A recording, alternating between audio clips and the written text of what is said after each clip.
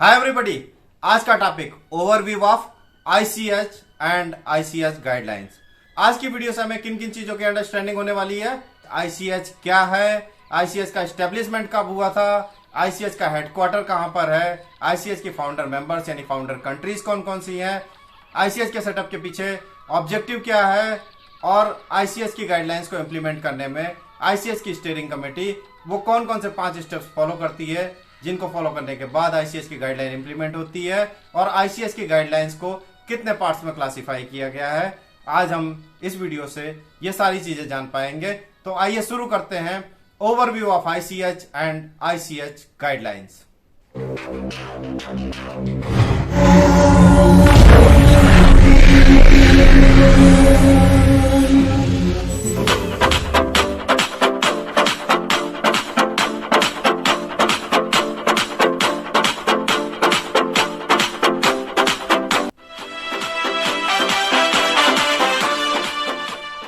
ICH क्या है? International council for harmonisation of technical requirement for pharmaceuticals for human use. एक ऐसा international council जिसका सेटअप ही harmonisation के लिए किया गया है। किसकी हार्मोनाइजेशन?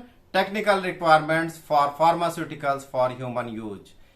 ह्यूमन बींग्स के लिए जो भी फार्मास्यूटिकल डेवलप होते हैं उनके रजिस्ट्रेशन की टेक्निकल रिक्वायरमेंट के लिए। ये फार्मास्यूटिकल्स ड्रग सब्सटेंस भी हो सकते हैं, ड्रग प्रोडक्ट भी हो सकते हैं। तो इस इंटरनेशनल काउंसिल को बोलते हैं आईसीएच। आईसीएच का एस्टेब्लिशमेंट कब हुआ था? आईसीएच का एस्टेब्लिशमेंट हुआ था अप्रैल 1990 में। आईसीएच का headquarter right now in Geneva Switzerland में है। आईसीएच के फाउंडर मेंबर्स यानी फाउंडर कंट्रीज कौन कौन सी हैं? यूरोप, यूनाइटेड स्टेट और जापान। आईसीएच का ऑब्जेक्टिव क्या है? आईसीएच का ऑब्जेक्टिव है to provide the set of guidance to ensure high quality, safe and effective medicine are developed and registered efficiently. ICH guideline के हार्मोनाइजेशन की वजह से एडवांटेज क्या मिला? एनिमल टेस्टिंग रिड्यूस हो गई और क्लिनिकल ट्रायल्स रिड्यूस हो गए और हमें हाई क्वालिटी, सेफ और इफेक्टिव मेडिसिन का डेवलपमेंट और रजिस्ट्रेशन टाइम मिनिमाइज करने में हेल्प मिली। वो कौन कौन से 5 स्टेप्स इन्वॉल्व हैं जो आईसीएच की स्टीयरिंग कमेटी फॉलो करती है किसी भी आईसीएच गाइडलाइन को इंप्लीमेंट करने से पहले? सबसे पहला स्टेप हार्मोनाइज्ड ड्राफ्ट प्रिपेयर होता है। दूसरे स्टेप में एक्सपर्ट वर्किंग ग्रुप यानी ईडब्ल्यूजी इनकी कंफर्मेशन मिलती है, ये इवेलुएट करते हैं और कंफर्मेशन देते हैं फॉर प्रोसीडिंग।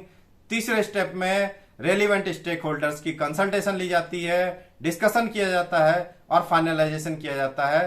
चौथे स्टेप में आईसीएच इस गाइडलाइन को अडॉप्ट करती है और 5वें स्टेप पे ग्लोबली इस गाइडलाइन का रेगुलेटरी इंप्लीमेंटेशन होता है। तो ये 5 स्टेप होते हैं जो आईसीएच की स्टीयरिंग कमेटी फॉलो करती है before implementation of a new guideline. ICH की गाइडलाइंस के कितने एस्पेक्ट हैं?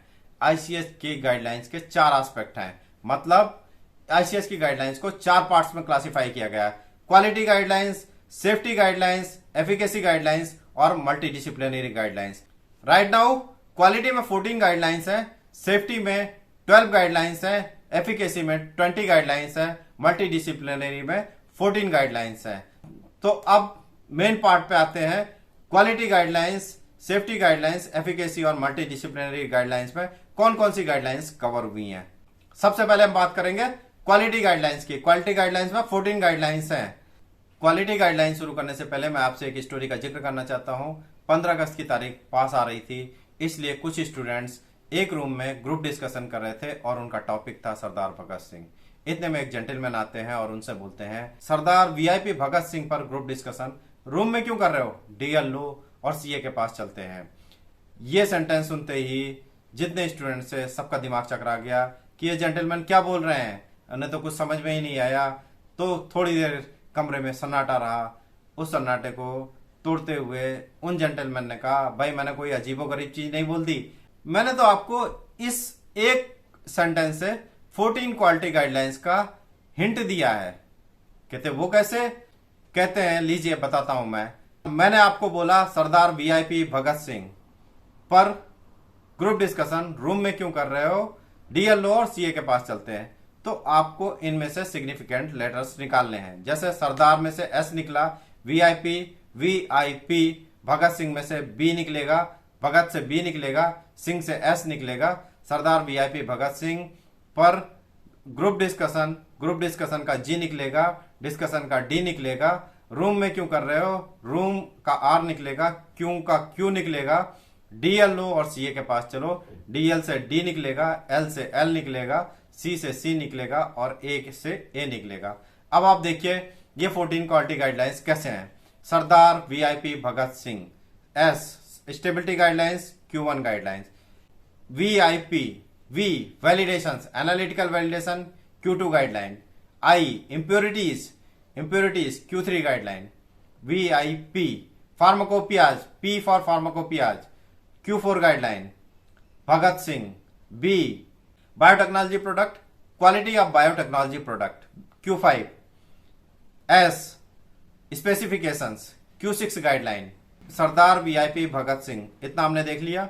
S VIP BS, GDRQ group discussion यानी G GMP guidance, Q7 guideline, D development pharmaceutical development, Q8 guideline, GD room में क्यों कर रहे हो, RQ R risk management quality risk management, Q9 guideline, RQ Q quality system pharmaceutical quality system, Q10 guideline, Sardar VIP Bhagat Singh group discussion room में क्यों कर रहे हो, डीएल लो और सीए के पास चलते हैं, D development and manufacture of drug substance and drug product, Q11 guideline, L life cycle management product life cycle management, Q12 guideline, C A continuous manufacturing of drug substance and drug product, Q13 guideline, A analytical procedure development, Q14 guideline.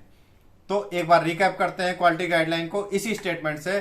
Sardar VIP Bhagat Singh group discussion room में क्यों कर रहे हो, DL लो और CA के पास चलते हैं, S V I P B S G D R Q D L C A, ये 14 गाइडलाइन हो गई। ये 14 गाइडलाइंस आपके स्क्रीन पर ये रही। अब बात करते हैं सेफ्टी गाइडलाइंस की। कोई भी फार्मास्यूटिकल सब्सटेंस या फार्मास्यूटिकल प्रोडक्ट डेवलप होता है तो उसकी सेफ्टी सबसे पहले इंश्योर की जाती है। सेफ्टी गाइडलाइंस में टॉक्सिसिटी रिलेटेड जितनी गाइडलाइंस हैं वो कवर की गई हैं और ये गाइडलाइंस है 12 गाइडलाइंस। आइए देखते हैं ये कौन कौन सी गाइडलाइंस है। S1 carcinogenicity studies, S2 genotoxicity studies, S3 toxicokinetics and pharmacokinetics, S4 toxicity testing, S5 reproductive toxicity, S6 biotechnological products, S7 pharmacological studies, S8 immunotoxicology studies, S9 non clinical evaluation of anti cancer pharmaceuticals, S10 photo safety evaluation, S11 non clinical paediatrics safety, S12 non clinical biodistribution consideration for gene therapy products. ये तो थी safety guidelines, 12 safety guidelines. अब बात करते हैं हम efficacy guidelines. Efficacy guidelines में clinical trial से रिलेटेड जितनी गाइडलाइंस हैं उनको कवर किया गया है और ये 20 गाइडलाइंस हैं। आइए देखते हैं कौन कौन सी गाइडलाइंस एफिकेसी गाइडलाइंस में कवर की गई हैं।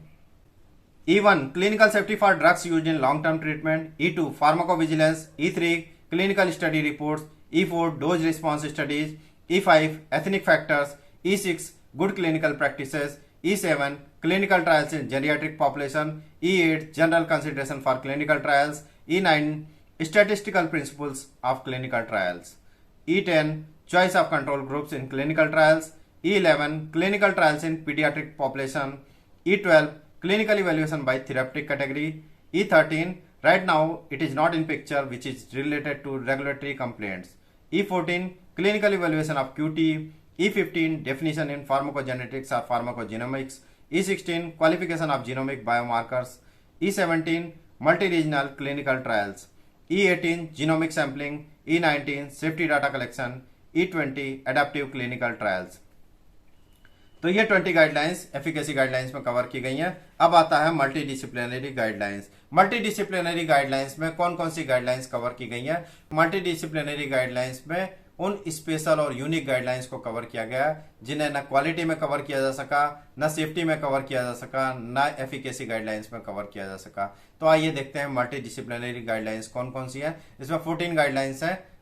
M1 made DRA terminology, M2 electronic standards, M3 non clinical safety studies, M4 common technical document CTD, M5 data elements and standards for drug dictionaries, M6 gene therapy, M7 mutagenic impurities, M8 electronic common technical document ECTD, M9 biopharmaceutics classification system based biowaivers, M10 bioanalytical method validation, M11 clinical electronic structured harmonized protocol, M12 drug interaction studies, M13 bioequivalence for immediate release solid oral dosage forms, M14 use of real world data in pharmacoepidemiological studies. तो ये 14 guidelines को multi disciplinary guidelines में cover किया गया। तो आइए देखते हैं इस वीडियो से हमें किन किन चीजों की अंडरस्टैंडिंग हो गई है।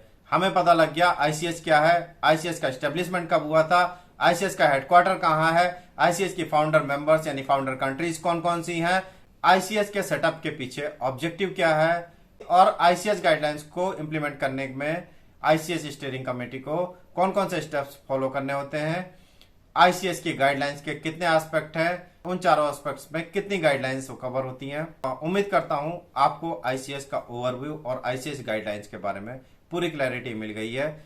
अगर मैं अपनी बात आप तक पहुंचाने में सफल रहा तो इस वीडियो को लाइक शेयर और सब्सक्राइब कर दीजिएगा और ऐसे कम से कम 5 फार्मा प्रोफेशनल्स को जरूर शेयर कीजिए जिन्हें आप महसूस करते हैं कि इस वीडियो की जरूरत है।